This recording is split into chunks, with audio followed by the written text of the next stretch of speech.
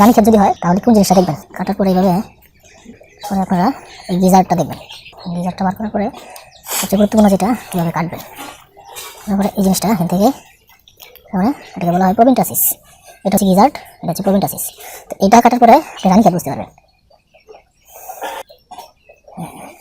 খাওয়ার পরে মনে হয়েছে রানীক্ষেতটা কীভাবে বুঝবেন, কাটার পরে এভাবে একটা আশ্রা দিবেন ব্লেড দিয়ে বা দিয়ে দেখুন এইভাবে একটা আশ্রা দিবেন।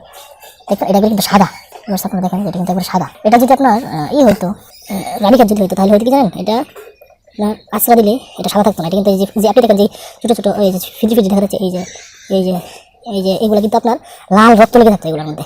যেহেতু লাল রক্ত লেগে নাই তার মানে এখানে রানীক্ষেত না এটা।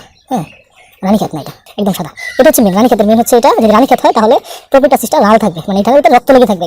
এই যে সাদা যে জিনিসগুলো এখান দিয়ে রক্ত বের হবে, আপনি এবার আশ্রা দিবেন দেখবেন রক্ত বের হচ্ছে। যদি রক্ত বের না হয় তাহলে আপনি শিওর যে রানীক্ষেত হয় নাই।